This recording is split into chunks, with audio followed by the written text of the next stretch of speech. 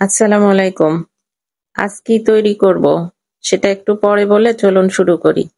প্রথমে পাটায় গরুর মাংস পাতলা পাতলা করে কেটে নিয়ে ছেঁচে নিতে হবে। এই রেসিপিটা তৈরি করার জন্য মাংসটা অবশ্যই ছেঁচে নিতে হবে। চুলায় একটি ফ্রাই প্যান বসে তার মধ্যে শুকনা খোলায় আমি একটু মশলা তৈরি করে নেব।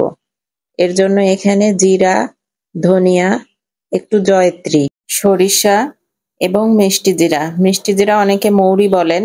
প্রত্যেকটা মশলা এখানে 2 টেবিল চামচ পরিমাণ মতো আছে। এখানে 1 কেজি মাংসের জন্য মশলাটা মেজারমেন্ট করা আছে। এখানে আমি সেই ফ্রাই প্যানেই 1 কেজি গরুর মাংস, সাথে 2 টেবিল চামচ আদা রসুন বাটা।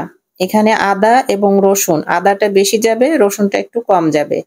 লবণ, শুকনা মরিচের গুঁড়া আছে 2 টেবিল চামচ পরিমাণ, 1 চামচ হলুদের গুঁড়া। মশলাগুলি দিয়ে মাংসটা ভালোভাবে মেখে চুলায় ঢাকা দিয়ে রান্না করে নিতে হবে সিদ্ধ হওয়া পর্যন্ত। এটা মাংস থেকে যে পানিটা বের হবে সেই পানিতেই এটা সিদ্ধ হবে। আলাদা এক্সট্রা 1 ফোঁটা পানিও দেওয়া যাবে না।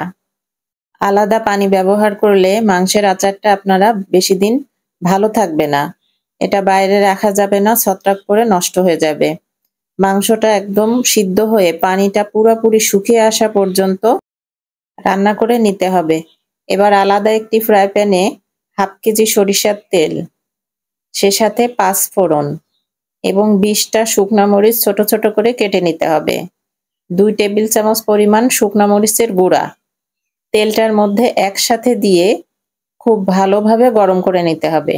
এখানে খেয়াল রাখতে হবে এটা যেন পুড়ে না যায়, কিন্তু খুব ভালোভাবে গরম হবে। বলক উঠিয়ে গরম করে নিতে হবে। সেটার মধ্যে দিতে হবে রসুন। এখানে আমি বড় বড় 3টা রসুন ব্যবহার করেছি। আচারে রসুনটা যত বেশি হয় আচারটা ততই মজা হয়। 1 কেজি পরিমাণ মাংসের জন্য বড় বড় 3টা রসুনই যথেষ্ট। এবার এখানে দিব তেঁতুলের কাঠ। এখানে আমার 2 মুঠ পরিমাণ তেঁতুল ভিজিয়ে তেঁতুলের কাঠটা বের করে নিয়েছি। 2 টেবিল চামচ পরিমাণ চিনি, 1 চামচ বিট লবণ। এখানে বিট লবণের গুঁড়াটা অবশ্যই ব্যবহার করতে হবে এবং সাথে কালো জিরা। কালো জিরা হয় গুঁড়া করেও দিতে পারেন, আস্তেও দিতে পারেন। এখানে আমি দিয়েছি প্রথমে যে শুকনা খোলায় মশলাটা গুঁড়া করে রেখেছিলাম, পুরা মশলাটা। পুরা মশলা সবগুলি দেওয়ার পরে লাস্টে 1/2 কাপ ভিনেগার। এখানে ভিনেগারটা লাস্টে দেওয়ার চেষ্টা করবেন, তাহলে আচারটা 1 বছর পরিমাণ ভালো থাকবে। এটা ফ্রিজে রাখতে পারেন, বাইরে যেখানে রাখবেন সেখানেই ভালো থাকবে। এবার আমি বলি, এটা আমি একটা প্রতিযোগিতায় তৈরি করে অনেক প্রশংসা পেয়েছি।